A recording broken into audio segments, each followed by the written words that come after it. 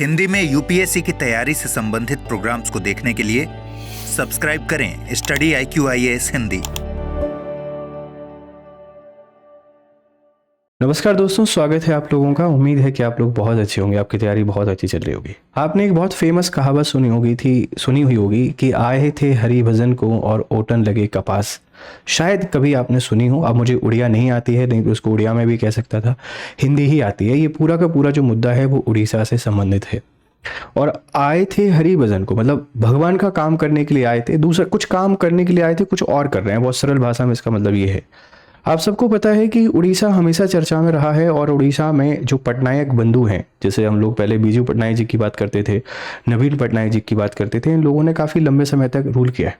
नवीन पटनायक जाने जाते हैं अपने सादगी के लिए और अपने बेहतर तरीके से काम करने के लिए। लेकिन अभी रिसेंटली उड़ीसा में सरकार बदली और सरकार बदलने के बाद जो सबसे बड़ा जो मुद्दा है चर्चा में है वो है सैलरी हाइक को लेकर।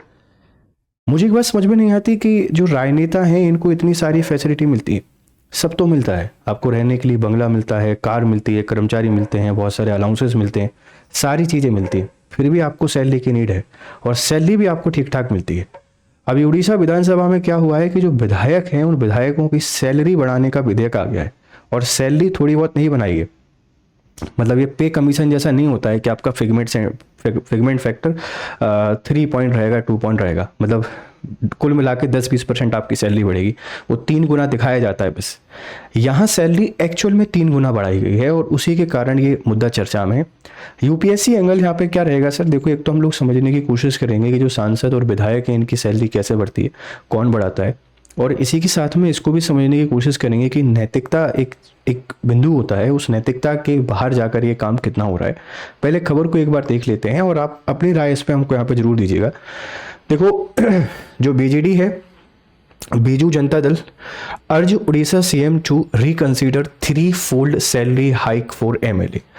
जो बीजेडी है इसने बोला है, ये आप सब लोग जानते हैं, नवीन पटनायक जी हैं और इस बार चुनाव हार गए थे और बहुत ही शानदार और बहुत बढ़िया व्यक्तित्व के धनी हैं।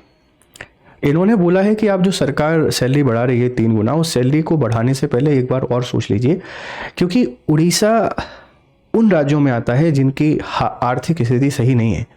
झारखंड, बिहार, उड़ीसा, ये छत्तीसगढ़, MP, ये उसी बेल्ट में आते हैं जहाँ पर आर्थिक हालात सही नहीं है और ये सभी राज्य कहीं ना कहीं बीमारू राज्य की कैटेगरी में रखे जाते हैं। ये लोग भले दावा करें हम लोग विकासशील हो रहे हैं, हम विकसित हो रहे हैं, पर इनकी स्थिति अभी भी वही है।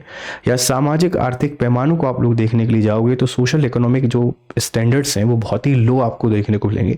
लो इनकम लेवल है, हेल्थ फैसिलिटी ठीक नहीं है, इनकम इनइक्वलिटीज़ है, विमेन के जो स्थिति है वो ठीक नहीं है। ये सब कुछ हमको देखने को मिलेगा। लेकिन हम तो विधायक बन गए हैं, हम मुख्यमंत्री बन गए हैं, तो हम तो कुछ भी कर सकते हैं। और ये जो कुछ भी कर रहे हैं ये जनता के साथ कितना बड़ा छलावा है, कितना बड़ा धोखा है कि जनता राजनेताओं को चुनकर भेजती है कि हमारी बेहतरी के लिए काम करेंगे। लेकिन आजकल राजनीति स्वार्थ की मुझे लगने लगी है। सॉरी, मेरी बात किसी को खराब लग रही है तो मैं एक टीचर होने के साथ में एक पॉलिसी एनालिस्ट के तौर पर भी हमेशा अपने आप को देखता हूँ। तो मुझे लगता है कि ऐसे मुद्दे जिन पर शायद कोई बात नहीं करना चाहता, ये शायद आपको पॉलिटिकल लग सकते हैं, पर पॉलिटिकल बिल्कुल भी नहीं है। ये सिर्फ और सिर्फ उस जनता के बीच में अवेयरनेस लाने का एक प्रयास है जो आंख बंद करके बैठी रहती है और इन मुद्दों पर ध्यान नहीं देती। अब इस पूरे मुद्दे को समझने की कोशिश करते हैं, उससे पहले आपके लिए इंपॉर्टेंट अपडेट है। अपडेट क्या है? अगर आप मुझसे जुड़ना चाहते हैं तो मेरा टेलीग्राम चैनल है और यहाँ आपको PDF मिल जाएगा, और ये मेरा इंस्टाग्राम चैनल है, यहाँ पर आके आप मुझसे बात कर सकते हैं, क्वेश्चन पूछ सकते हैं। अगर किसी प्रकार की कोई परेशानी आ रही है तो आप वो भी डिस्कस यहाँ पे कर सकते हैं। और साथ में आपके लिए हमारे ये बैचेस हैं, आप इसमें एनरोल हो सकते हैं ताकि इन सभी स्थितियों से आप बेहतर तरीके से लड़ सकें और बहुत बेहतर पॉलिसीज आप लोग क्रिएट कर सकें। अभी जो वीडियो है ये थोड़ा सा इसका कंटेंट ग्राफिक्स या इमेज व्यू में तैयार करने की कोशिश की गई है तकनीक की सहायता लेकर, पर उतनी तकनीकी अभी नहीं हो पाई है, तो उसके कारण थोड़े से ग्रामेटिकल एरर है, तो प्लीज़ उसके लिए माफ़ करिएगा, मैं उनको आपको बता दूंगा, ठीक है, ध्यान रखना। अब देखो, उड़ीसा विधायक का जो वेतन वृद्धि है ये बुद्धि नहीं है, ये वेतन वृद्धि की हम लोग यहाँ पे बात कर रहे हैं, वेतन वृद्धि विवाद है। उड़ीसा विधानसभा ने 9 दिसंबर को विधायकों के वेतन और भत्तों को 3 गुना यहाँ पे वृद्धि कर दी। कितना कर दी बेटा? 3 गुना जो वृद्धि है, इस 3 गुना वृद्धि इनके द्वारा कर दिया गया 3 टाइम।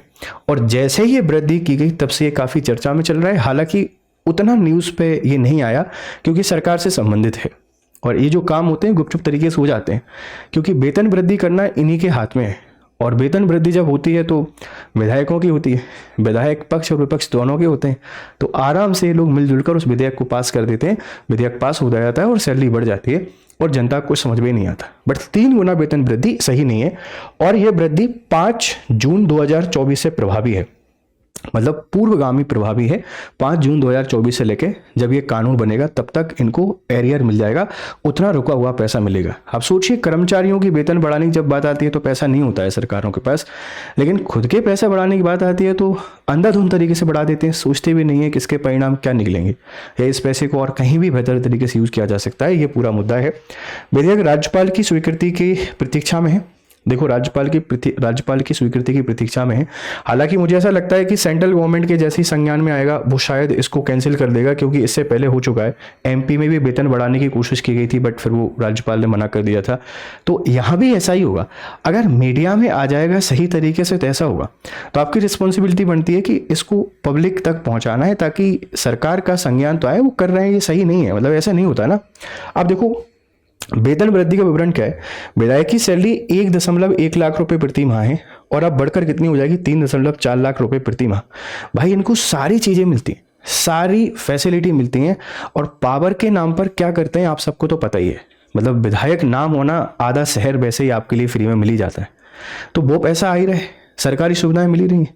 अब इसको बढ़ाकर कितना कर रहे हैं, 3.5 लाख रुपए प्रति माह, वो भी उड़ीसा जो अपने सोशल और इकोनॉमिक क्राइसिस से जूझ रहा है, जहां पे उतना ज़्यादा डेवलपमेंट हमको देखने को नहीं मिल रहा है, वो सैलरी बढ़ाने पे काम कर रहा है। अगर आपसे कोई बात करता है मुख्यमंत्री की जो सैलरी है ना बेटा, ये हो जाएगी 3.74 लाख रुपए के आसपास, वेतन 1 लाख रुपए और भत्ते 2.74, मतलब मुख्यमंत्री की सैलरी भी इनसे काफ़ी ज़्यादा हो जाएगी। और अब ये काफ़ी चर्चा में इसलिए है क्योंकि जो उड़ीसा है उसकी आर्थिक स्थिति ठीक नहीं है। तो ये बहुत सारी बातें हैं, इन पर कोई बात नहीं करता है। दिक्कत इस बात की है, हम बात करते हैं सिर्फ और सिर्फ टीआरपी वाली खबरों की। हम यूपीएससी के टीचर हैं, अरे आप तो टीचर हो, पॉलिटिकल बातें कर रहे हो। नहीं, it's not political, it's my duty कि मैं जनता के पास अपना मैसेज लेके जाऊं कि आपके पास जो गलत हो रहा है, आप इस गलत को एक बार देखने की कोशिश कीजिए। ठीक है भाई।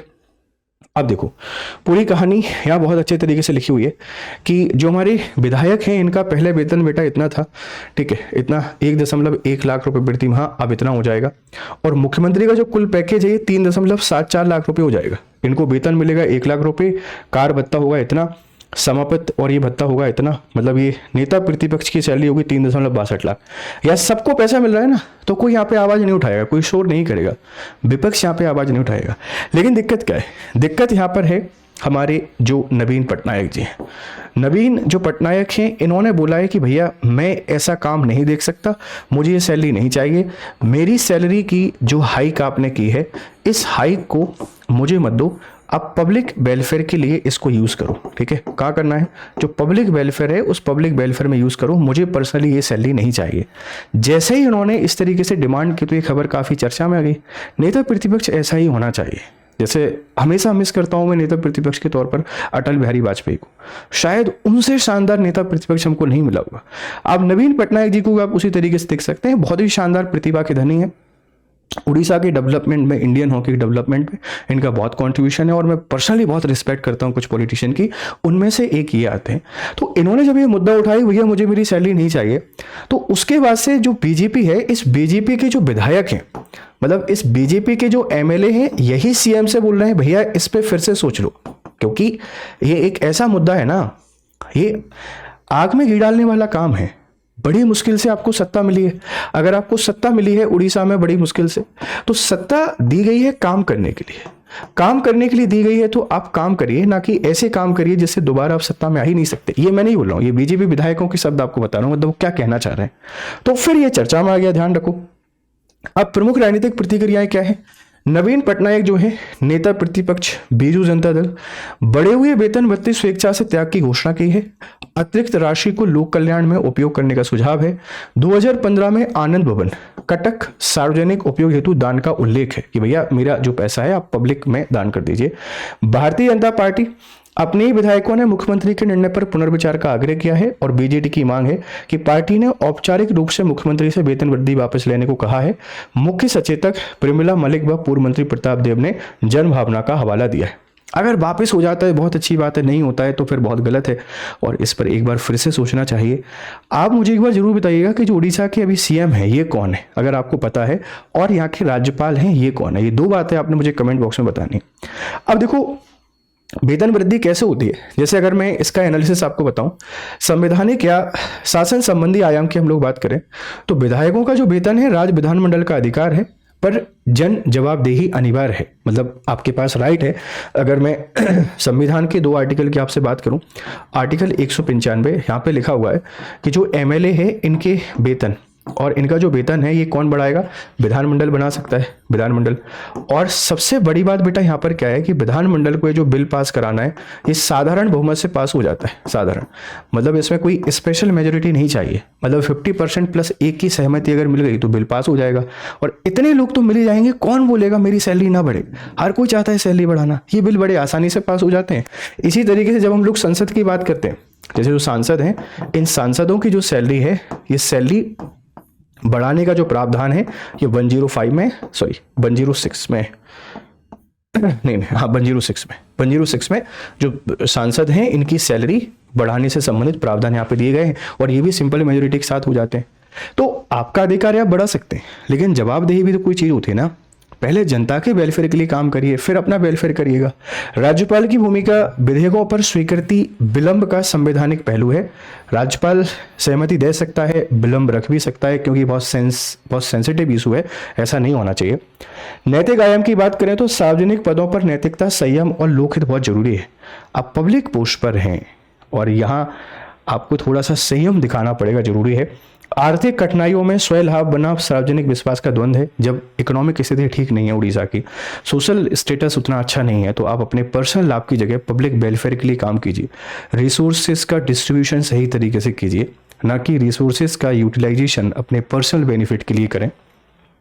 संघवाद तुलनात्मक अध्ययन, विभिन्न राज्यों में विधायकों के वेतन की तुलना, राज्य वित्त पर प्रभाव और राजकीय अनुशासन हमको देखने को मिलेगा।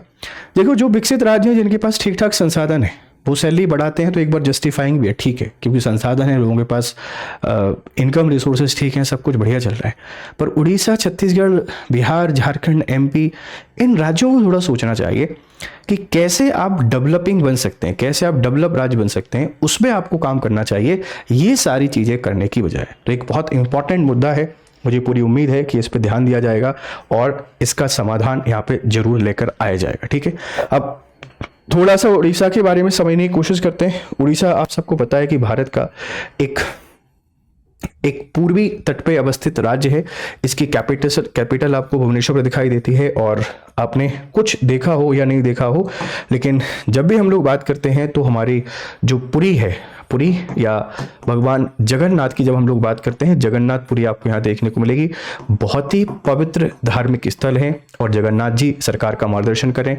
ये गठन की डेट बेटा 1 अप्रैल 1936 क्यों है, इसका कारण आप बताने की कोशिश करना। हालांकि स्टेट रीऑर्गेनाइजेशन कमीशन हुआ उसके तहत सारे 1956 में बने, पर ब्रिटिश भारत में उस समय अलग कर दिया गया था, पूरा का पूरा जो एक प्रांत हुआ करता था उसको, तो उड़ीसा को अलग कर दिया था। किससे अलग किया गया था एक बार मुझे बताना आप जरा, ठीक है।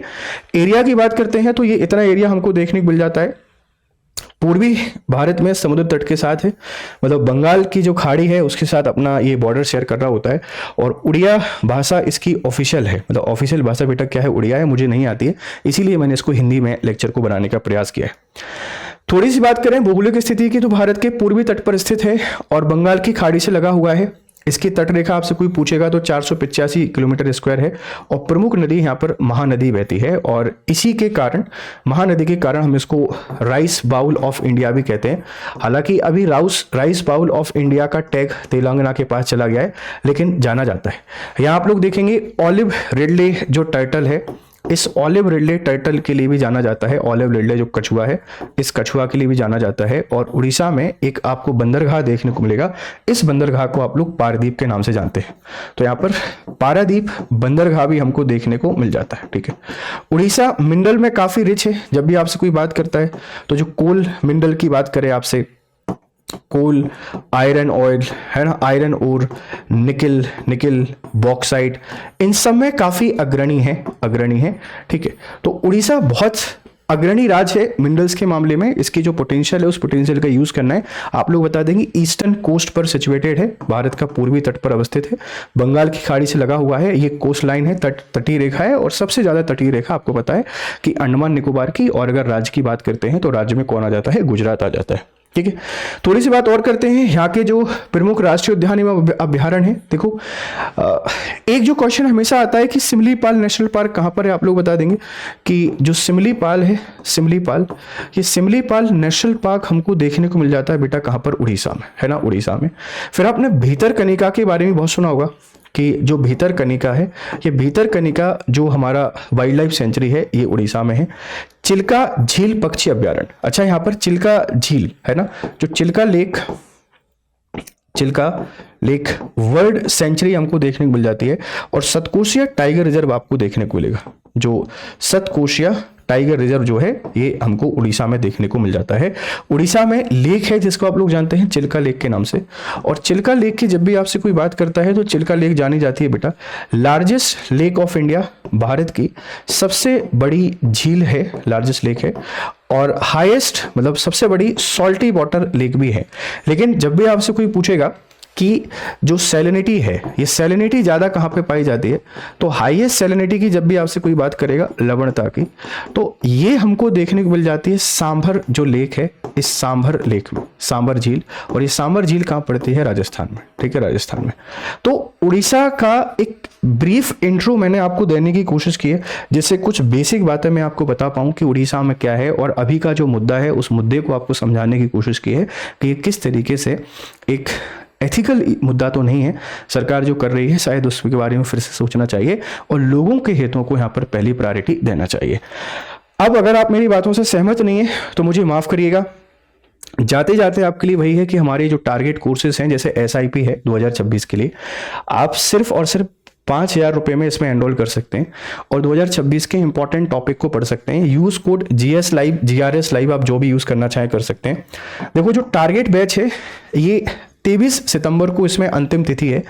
और जो फाउंडेशन बैच है 2027 के लिए मात्र 11,000 रुपये में आपको मिल रहा है। आप इसमें एनरोल कर लीजिए और मेरे साथ जुड़कर आप अपनी पढ़ाई को बेहतर कर सकते हैं। 26 दिसंबर से बैच की शुरुआत हो रही है। 28 वाले बैच की शुरुआत भी 26 दिसंबर से शुरू हो रही है और मात्र 29,000 रुपये में आप इसमें एनरोल कर सकते हैं। आप इनमें जुड़ सकते हैं और PDF आपको चाहिए तो यहाँ पर आ जाइए। आपकी राय हमको जरूर दीजिएगा। फिर मिलते हैं आपसे दूसरी क्लास में, तब तक खुश रहें, मस्त रहें। Have a nice time, good day to all. Hindi में UPSC की तैयारी से संबंधित प्रोग्राम्स को देखने के लिए सब्सक्राइब करें स्टडी IQ IAS हिंदी।